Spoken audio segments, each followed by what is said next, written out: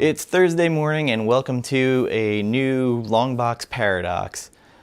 Today we're going to be talking about Batman number 64 to start off with. As I've in past episodes talked, I've kind of stayed away since Tom King took over. And I was happy to see that for this week's issue, we have Joshua Williamson writing. For those not familiar, Joshua Williamson has been writing Flash for DC. My start with him was on Ghosted from Image, the Haunted Heist, and then Nailbiter with Mike Henderson.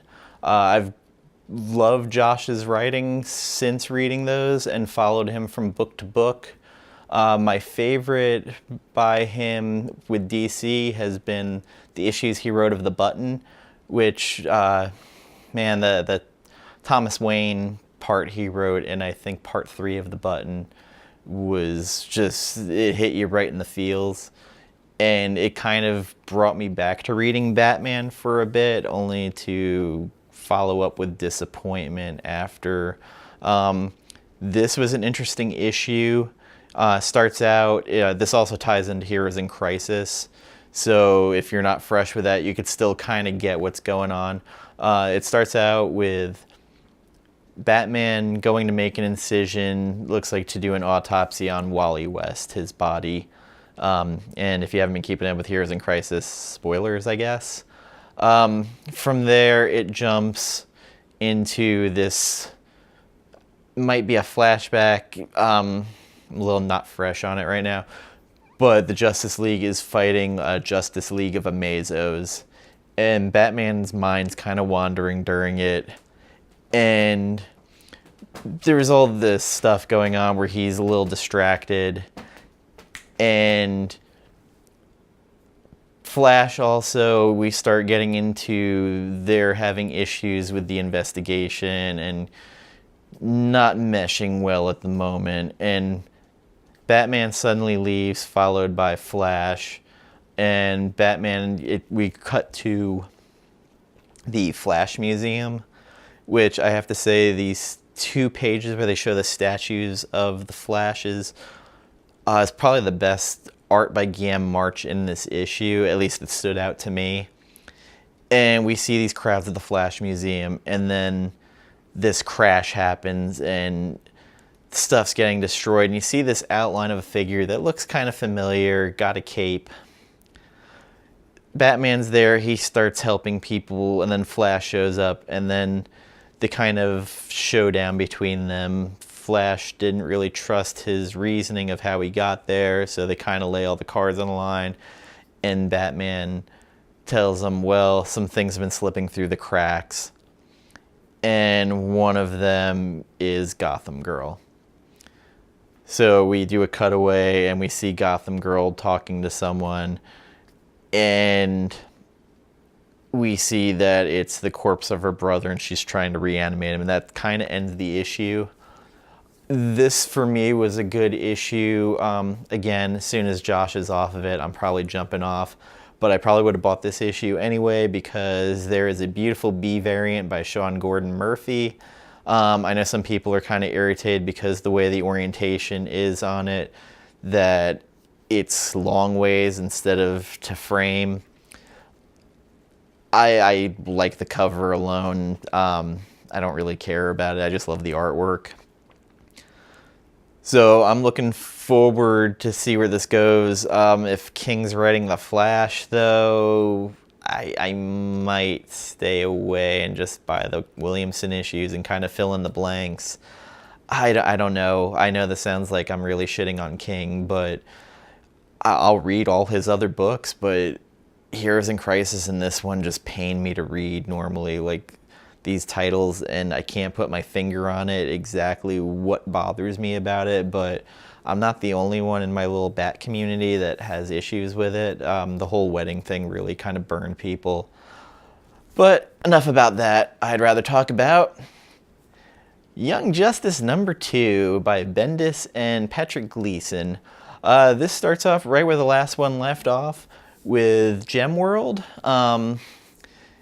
Introduced to the villains a little bit. Robin ends up teamed up with Amethyst. Ginny and Cassie Sandsmark, Wonder Girl, end up kind of teaming up a little bit, talking to each other. We get a little bit more, and also more of Teen Lantern. I still hate that name. That's not going to change. But we go into a little bit more Cassie with her high school and everything. She has some interactions with Zeus, where Zeus is trying to give her her heritage, and she refuses because she wants to earn it on her own. Calls her a pain in the ass like her mother. It's nice little interactions. They eventually meet up with Amethyst and Robin. Impulse and Superboy are, I think, still on Earth. The issue moved breakneck fast again, where like the issue was over and I was just starting to get into it. Keeps up with the all ages vibe, which I think is good. I think comics need to have a gateway book for kids, or even teens. There needs to be a bridge.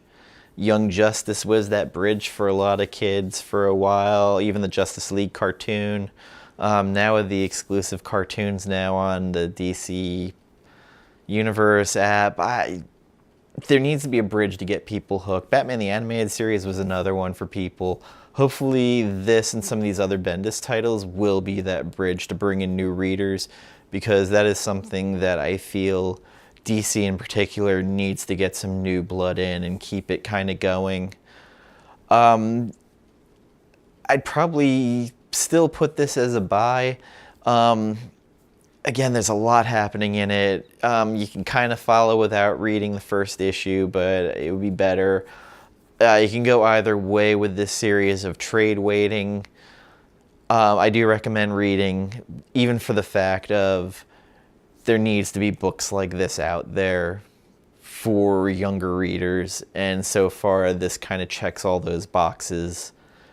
From there now, I was pleasantly surprised with, from Marvel, Daredevil #1 by Chip Zdarsky and Marco Checchetto. The regular A cover, the cover just sings to me a bit. I like the look of it. The book itself kind of brings it down to this sort of more street level Daredevil that we saw in his Netflix series. It's a little bit stripped down. We've had him recovering from his accident. We have him going to a bar at the beginning and drinking, taking pain pills. He meets a woman there, and we get back to Matt's a little bit of a womanizer again, and he still seems to charm people when he's blind. Checchetto's art and storytelling flow very well.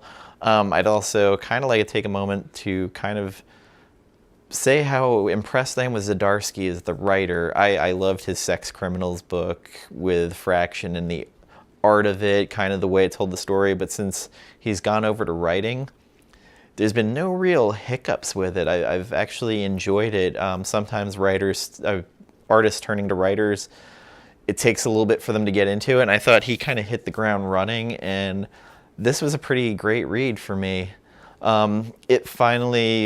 We have a couple of flashbacks from Matt when he was a kid with his dad. It kind of jumps back between past and modern, and the stuff in the past at the beginning is him talking to a priest. It's before his accident, then it jumps to post-accident. And then from there, we go into Matt finally as Daredevil. He's still not 100%. He's taking hits. He's getting a little beat up. And I think that adds a little bit more to the book now because, before he just run in, beat the shit out of everybody and kind of move on unless he was fighting a heavy. But this time he's fighting just common thugs and, he's getting hit. He's getting abused a little bit. We also meet a new cop who has moved here who isn't really down for covering for Daredevil like some of the police were, and he's kind of making an issue. it goes on a little bit more. And then by the end, we have an appearance by Mr. Wilson Fisk, the Kingpin, and the book ends. It was a very good first issue. Didn't give away too much, but it was a nice setup and let you get into the character of Daredevil, which I think sometimes we kind of forget about. There used to be the Stan Lee thing where every issue could be someone's first issue.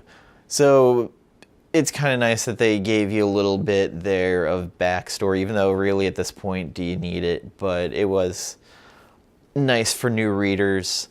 This is a buy for me. I wouldn't say it's a strong buy, but I'm a Daredevil fan, so it was better than I expected. And I'm really excited about where it's going. I really like Checchetto's art on it. The variant by Delato was good, but there's a lot of variants for this. Marvel kind of likes to flood the variants lately. And from there, I'm going to move on to one of my favorite books out there right now, and that would be Die number 3 from Image Comics.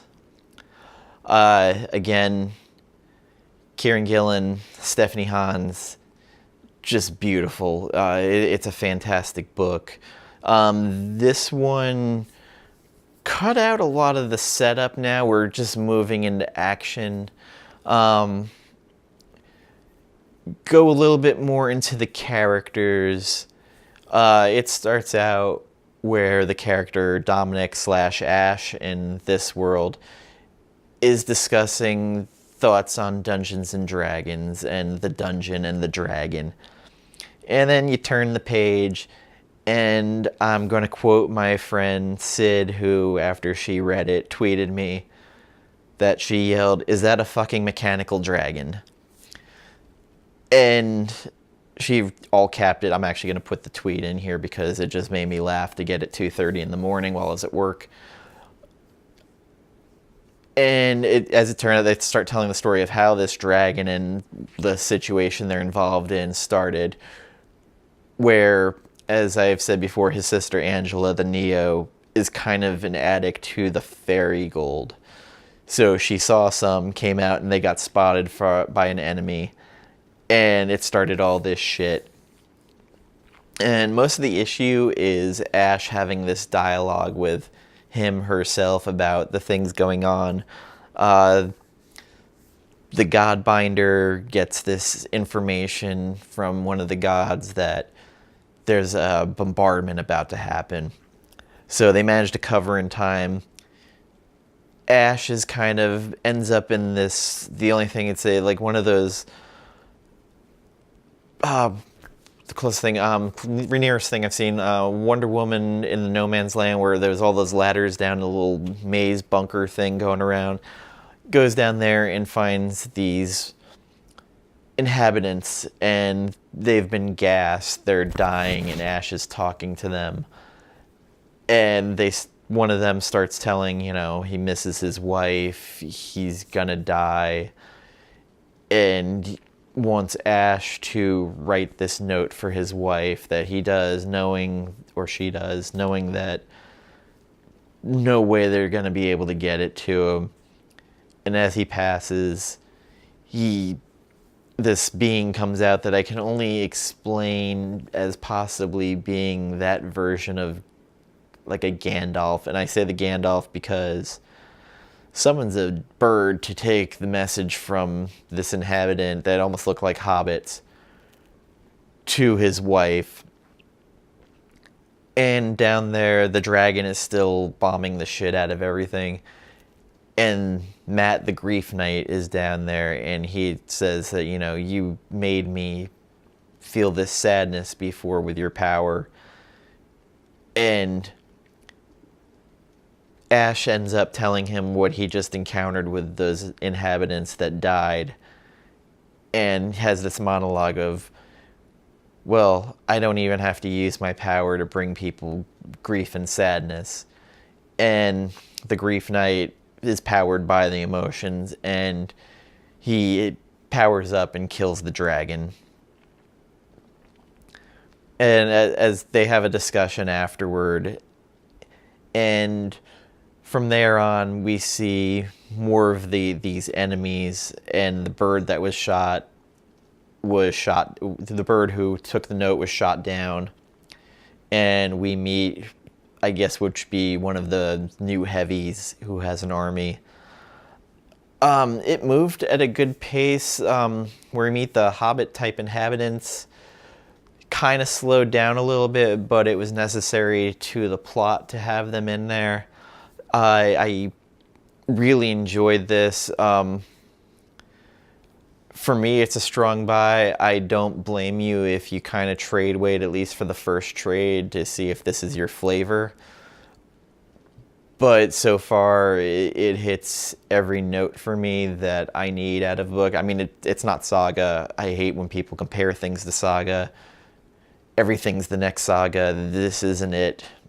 And it's not going to be for everybody, but if you've ever played Dungeons & Dragons, if you've ever watched that cartoon from the 80s, even if you just like a good, weird story, and this is a little bit of everything, a little bit of role-playing, a little bit of fantasy, just a little bit of sci-fi that shouldn't even be in a Dungeons & Dragons game with the Neo, but it is what it is, and for me, that little bit of everything is what keeps me coming back. And Stephanie Hans, the covers, everything, just great. I like it all. I'm going to move on with some covers I picked up. For die number 3, the B cover by Jen Bartel was my pick that I saw it when I saw it first pop up, I knew I had to buy that. The Gabriel Dell'Otto Daredevil #1 cover also was a standout. As I mentioned earlier, the Sean Gordon Murphy cover for Batman 64. The Harley Quinn Derek Chu cover came out for 58, which also was a standout. They also had a final order cutoff notice about Derek Chu's next Harley Quinn number 59. There was a couple of other variants that got added in also at final order cutoff. Check it out to see if there's anything you might miss. There's a lot of Spider-Man villain covers coming up that popped up in the final order notice. If you're not subscribed to Unknown Comics, their newsletter is very good about sending you out pictures of those so that you can get in on them. I highly recommend it. And I guess that will end it for a very early Thursday morning edition of the show. I'd like to thank you all for joining me. Any input, comments, like, subscribe, share, I'm down for it all. Thank you guys. I appreciate you taking the time to watch me, listen to me complain, hype up, sometimes unnecessarily, books that are already selling. Good night and farewell.